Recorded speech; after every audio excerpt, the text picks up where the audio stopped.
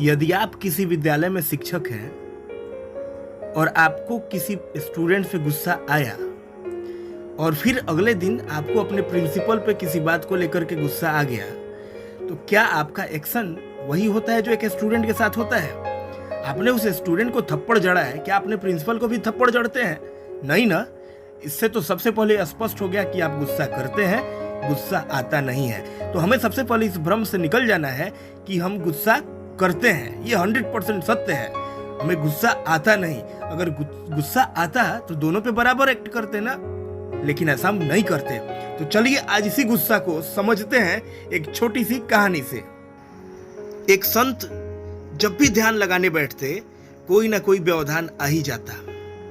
कभी कोई शोर होने लगता, तो कभी किसी की बातचीत की आवाजें संत महाराज चिड़िया उठते, पूरी तरह से चिड़चिड़ा उठते और गुस्से से भर जाते। एक दिन उन्होंने निश्चय किया कि वो अपने मठ से दूर कहीं ध्यान लगाएंगे, बहुत दूर। पहले उन्होंने सोचा घने जंगल में चलो, घनघोर जंगल में जाकर वह ध्यान लगाने बैठ गए। बड़ी शांति थी वहां, सच में शांति थी। संत जी ध्यान की गहराइयों में उतरने ही वाले थे कि कोई पंछी बड़े जोर से आवाज करते हुए गुजरा। उसकी आवाज सुनकर बाकी पक्षी और जानवर भी कोलाहल करने लगे। अब सोचिए कि संत जी को क्या करना चाहिए? उस पक्षी को जाकर के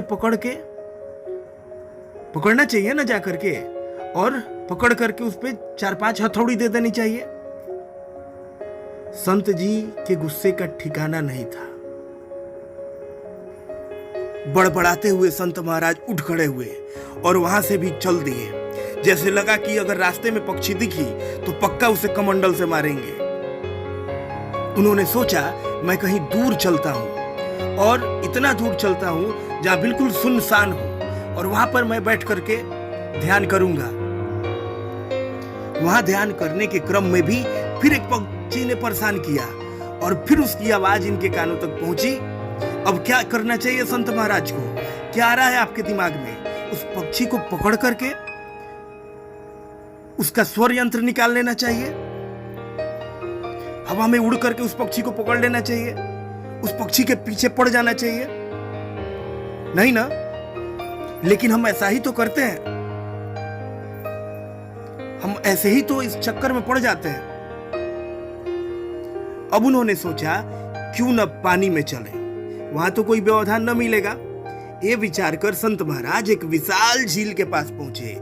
झील का पानी शांत और स्वच्छ था, बड़ा ही मनोरम लगता था। आशापूर्वक संत जी ने एक नाव खोली और खेते हुए उसे झील के बीच तक जा पहुंचे।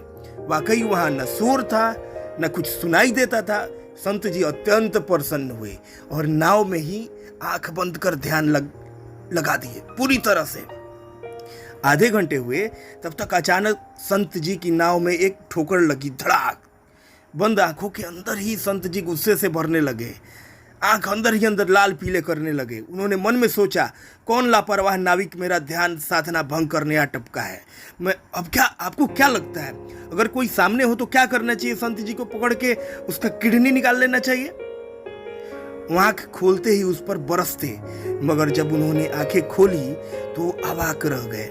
वो एक खाली नाव था जो उनकी संत की नाव से आ टकराई थी।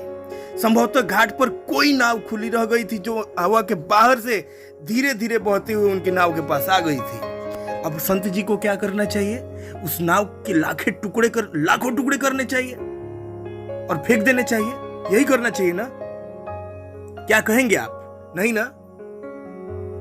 उस क्षण संत जी को यह बात समझ आ गई कि गुस्सा जो है उनके भीतर ही भरा पड़ा है, और कोई बाहर से उत्प्रेरक मिलते ही, कोई अन्य उत्प्रेरक जो मिले उनको, वह बाहर आ जाता है।